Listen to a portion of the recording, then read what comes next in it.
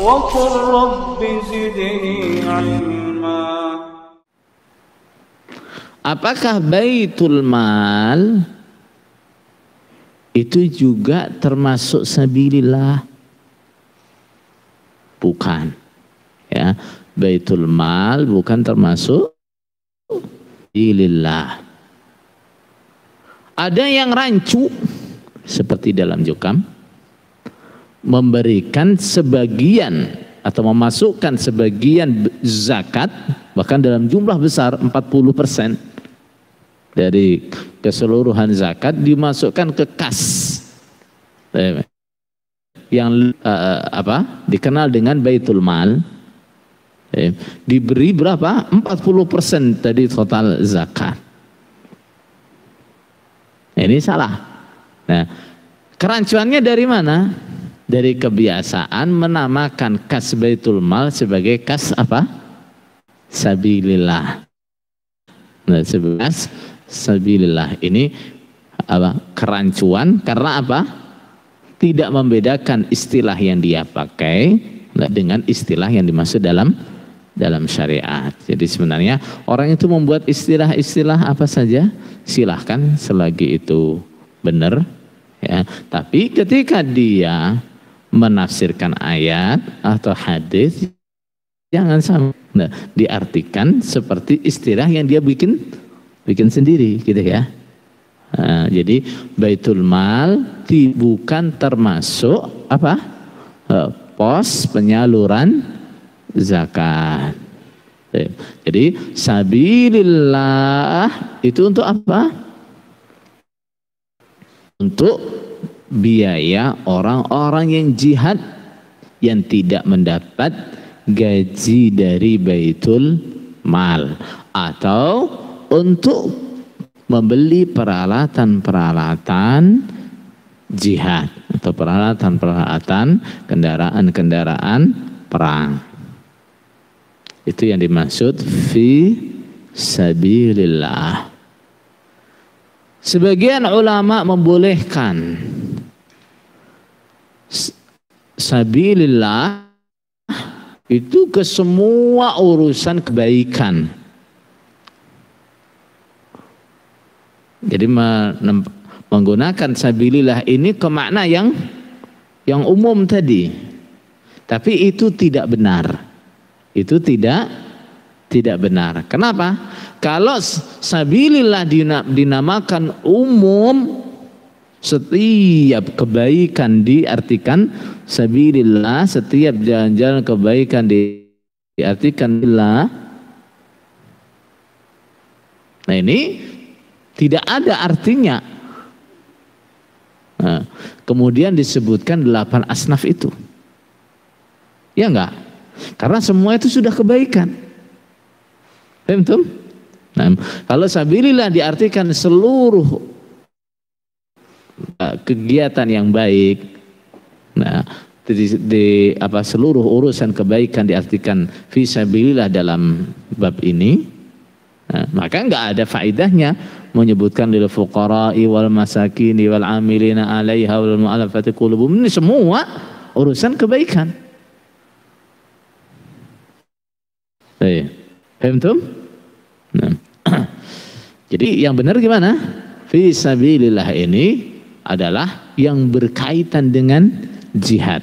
Kalau dia mujahid adalah mujahid yang tidak mendapatkan gaji dari baitul mal, atau gajinya dari baitul mal tidak mencukupi. Adapun urusan-urusan kebaikan yang umum, ya, itu bukan dari zakat. Itu bukan dari zakat, seperti pembangunan masjid, pembangunan pesan, pembangunan sekolah, bukan dari zakat. Betul? Wa yajuzu dan boleh sarfuha, menyalurkan zakat ila sinfin wahidin, pada satu macam.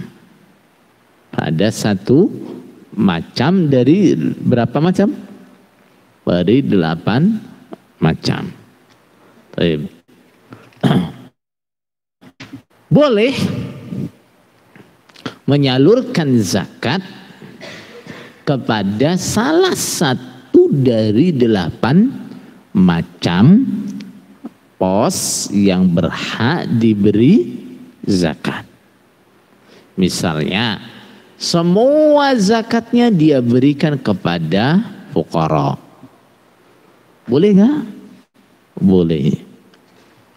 Begitu juga dari satu macam itu boleh juga dia berikan hanya kepada salah satu orang saja. Misalnya dia jumpai satu orang fakir dekat rumahnya. Dia berikan zakatnya semua pada si fakir ini. Boleh nggak? Boleh. Nah, apa dalilnya kalau boleh? Apa dalilnya?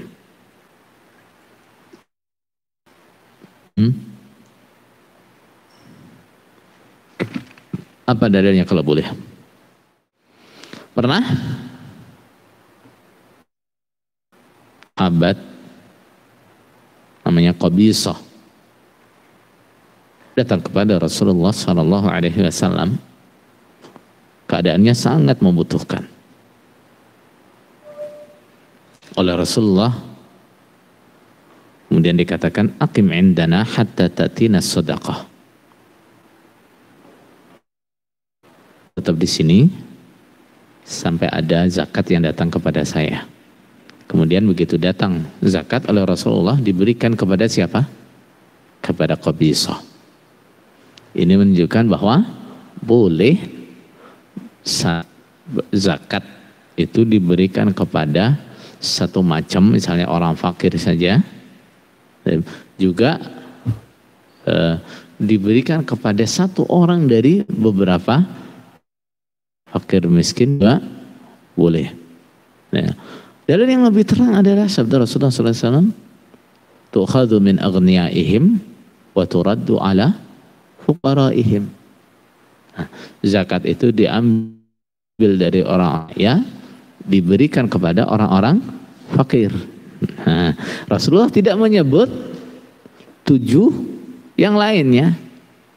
Sabilillah, amil, gharim, ar-riqab, ibnus sabil. Oleh Rasulullah tidak disebut hanya fakir.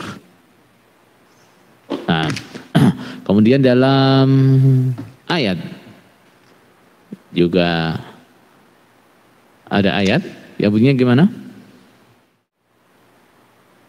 In tubadus sadaqati fa ni'mahi wa in tukhfuha wa tu'tuhal fuqara. Bila sedekah kalian samarkan, kemudian langsung kalian berikan kepada fuqara. Sedekah di situ bisa sedekah wajib seperti zakat, juga sedekah yang lain. Jadi boleh zakat diberikan kepada satu macam atau satu golongan dari 8 golongan yang berhak menerima zakat. Kemudian juga boleh lagi dari satu golongan itu yang diberi cuma satu orang juga boleh. Baik. Qala wa yusannu ila aqaribihi alladzina la talzamuhum ma'unatuhum. Yusannu, dan disunnahkan ila aqaribihi, kepada kerabatnya,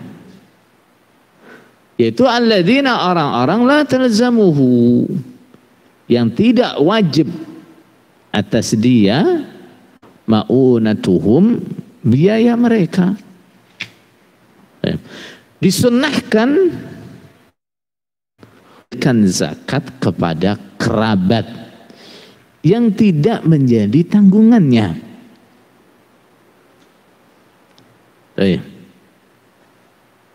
Misal orang punya saudara itu tanggung jawab dia apa bukan? Oh enggak. Dia punya paman, dia punya bibi. Yang penting orang-orang ini tidak dalam tanggungan dia. Orang-orang ini tidak dalam tanggungan dia, maka zakatnya boleh dianjurkan diberikan kepada kerabat ini. Karena Rasulullah sallallahu alaihi wasallam bersabda, "Shadaqatuka 'ala dzil qarabah shadaqatun wasilatun."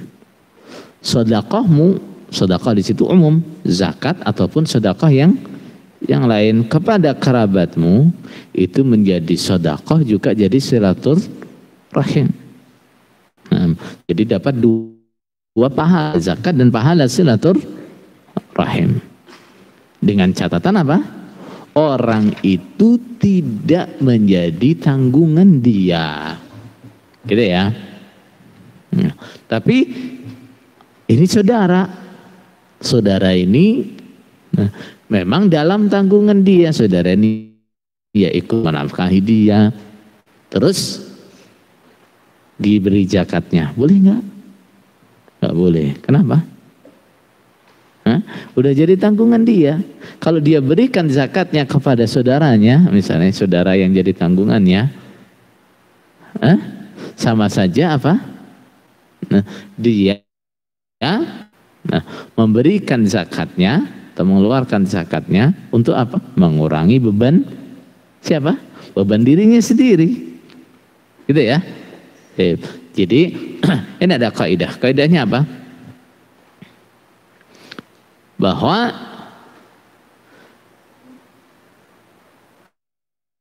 itu tidak boleh disalurkan untuk mengurangi tanggungan seseorang, gitu ya, atau untuk menggugurkan kewajiban dia. Misalnya gimana? Saya di rumah itu menanggung nafkahnya anak saya, saudara saya, misalnya dalam rumah saya itu. Artinya ini yang beri nafkah, yang beri pakaian saya, beri makan hari-hari saya, tinggalnya juga bareng saya. Ini namanya apa? Dia jadi tanggungan saya. Maka nggak boleh kalau terus nih kamu tak kasih bagian zakat sehingga nanti sampai 1 tahun ke depan kamu nggak dapat nafkah dari saya. Boleh nggak begitu? Nggak boleh. Betul. Tapi kalau dia itu bukan nggak saya tanggung selama ini. Saudara ini ya fakir kondisinya, tapi dia ya nggak saya tanggung karena bukan kewajiban saya kan. Saya tidak tanggung dia, cuma saya sering bantu dia. Sering saya bantu dia. Tapi apa? Nggak nyanggupi untuk menanggung biayanya. Boleh nggak dia saya beri zakat? Boleh. Ini kaidahnya begitu ya. Nah, jadi orang ini dalam tanggungan saya atau tidak? Kalau dalam tanggungan saya berarti tidak boleh mendapatkan zakat saya. Kalau dalam tanggungan saya tidak boleh dapat, tapi kalau tidak dalam tanggungan saya boleh. Paham?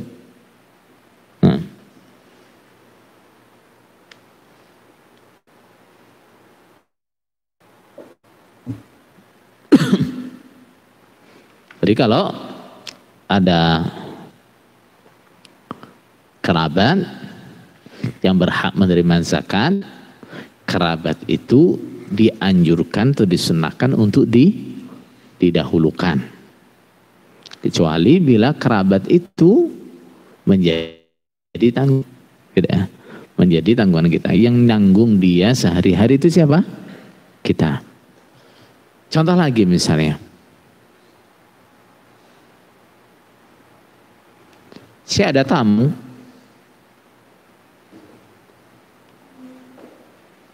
orang-orang miskin,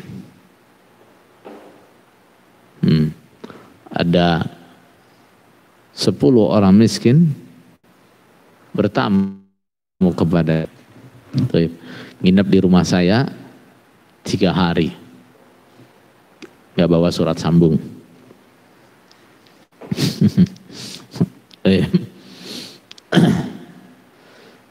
Selama 3 hari dia di rumah saya itu, kewajiban saya adalah menghormati, termasuk memberi dia makan, minum, dan tempat menginap. Kemudian kebetulan saya juga waktunya mengeluarkan zakat. Boleh nggak biaya tamu ini selama 3 hari saya ambilkan dari zakat? Boleh nggak? Nggak boleh. Kalau setelah 3 hari dia saya jamu, saya hormati di rumah saya, kemudian waktu pamit, waktu mau pulang, saya beri dia bagian zakat, boleh nggak? Boleh. Atau saya beri dia bagian zakat, nah, tapi dia biaya penghormatan dia nggak saya ambil dari zakat, boleh nggak? Boleh. Entum. Tapi kalau biaya penghormatannya saya ambilkan dari zakat, kan ini orang fakir berhak menerima zakat gitu. Boleh nggak? Nggak boleh. Baik.